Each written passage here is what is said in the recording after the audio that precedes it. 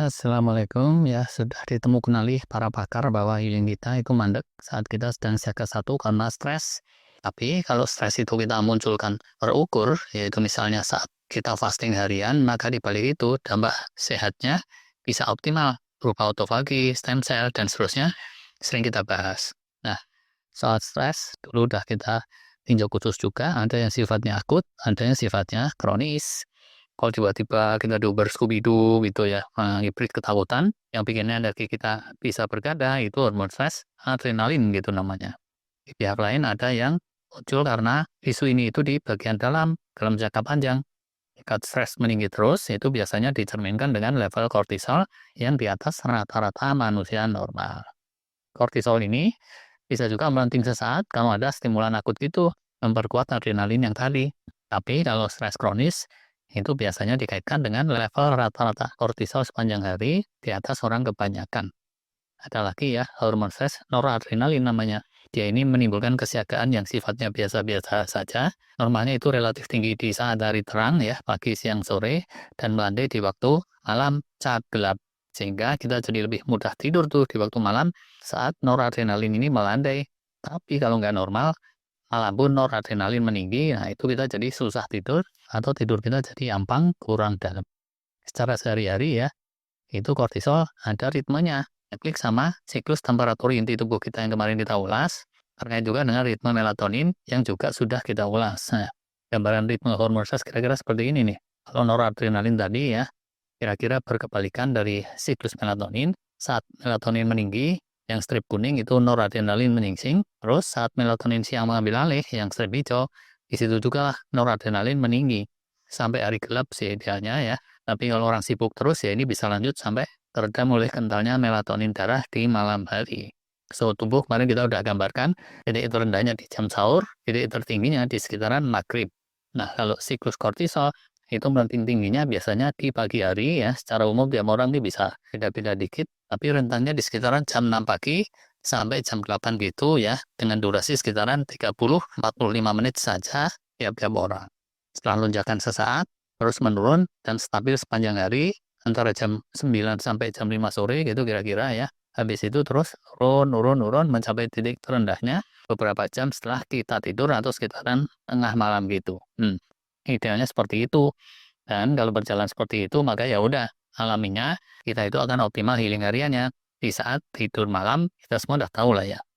Selama siang, saat kortisol meninggi itu saatnya pengerahan sumber daya untuk kita kerja, ke sana kemari mencari karunia Allah, berjuang, dan seterusnya. Nah, ternyata ya, kenormalan siklus kortisol ini amat menentukan fasting kita. Kalau yang keserang stres kronis tuh ya, ada kecenderungan saat malam level kortisolnya masih rada tinggi, kurang nurun.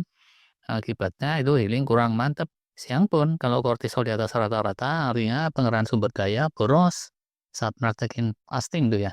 Bisa terjadi rasa kayak kurang mendatangkan healing, itu pun bisa karena stres kronis. Karena level kortisol tinggi terus nggak kunjung turun, sehingga meredam healing malam di satu sisi, di sisi lain, laju perusakannya saat siang lebih kenceng. Fenomena lain udah kita ulas kemarin. Kalau kita benar praktekin fastingnya, CBT atau suhu inti tubuh pun bisa kita stabilisasi, tidak terlalu nurun saat dini hari, maka seiring fasting itu puncak kortisolnya bergeser, tidak lagi di pagi hari, melainkan ke arah siang atau sore. Nah, kalau ini terjadi, saat pagi itu healingnya jadi bisa terus berlanjut, sambungan dari saat malamnya. Kalau saat itu terjadi autofagi gitu ya, karena misalnya kita makan malam jam 6 sore, durasi autofaginya jadi lebih panjang. Nah, mantep nih jadinya.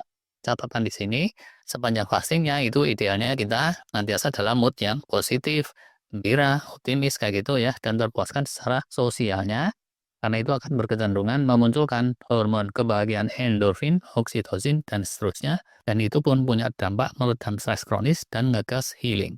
Satu lagi hikmah dari gambaran siklus kortisol ini ya, karena adanya siklus itu, maka sama-sama kita menjalani fasting, itu meratakin siang hari dengan malam hari, misalnya sama-sama 13 jam, tingkat pembebanannya beda. Yang sering praktek pasti udah bisa ngerasain. Fasting malam hari biasanya akan terasa lebih seamless karena ya di malam itu pengerahan sumber daya udah minimal. Misal nih, dari jam 7 sampai jam 11 siang waktu brunch, ya itu malam kan biasa aja tuh.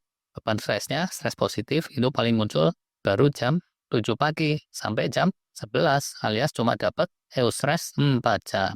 Sebaliknya, saat kita praktekin fasting siang hari, karena seiring dengan siklus kortisol kita, bersama dan pengerahan sumber daya yang sedang kencang-kencangnya, maka efek stres positif dari si fasting akan lebih kuat kalau pakai bangun sahur jam 4 gitu ya. Artinya udah dari awal tuh muncul stres positif. Sekitar 13-14 jam tuh dapatnya. Konsekuensinya, sinyal survival akan lebih nyata juga, sehingga lebih berkecenderungan ke autofagi, walau durasi fastingnya sama. Apalagi kalau dry fasting sekalian yang nggak pakai minum. Lebih kuat lagi secara signifikan. Nah, ini ada fun fact sedikit nih. Buat yang ngedur ya, nggak bangun sahur, walau kayaknya fastingnya durasinya lebih panjang, jadi extended fasting, tapi dari sisi beban eustressnya itu lebih pendek loh. Cuma 11 jam kayak gini nih. Nah, jadi kalau mau jos bener, yang praktekin extended fasting, terbaiknya tetap aja bangun sahur. Walaupun di jam sahur, itu cuma minum seteguk air dan sedikit aktivitas ringan. Ya. Tapi ini ada catatannya ya. Kalau buat yang baru belajar-belajar, yang dipraktekin mestinya justru sebaliknya. Bisa mulai aja dulu dari praktek intermittent fasting yang dominannya malam hari tadi supaya terasa lebih seamless dulu, tidak memberatkan. Nanti kalau udah adaptasi, baru di-swap jadi siang hari, lama-lama terus bisa dicoba dry fasting, lama-lama bisa jadi extended fasting tadi. Gitu deh, kira-kira gambaran korelasinya ya, antara praktek fasting dengan siklus hormon kortisol, dan dengan itu kita bisa menyetel seberapa dapat eustress atau stres positif dari praktek fasting kita. Terima kasih.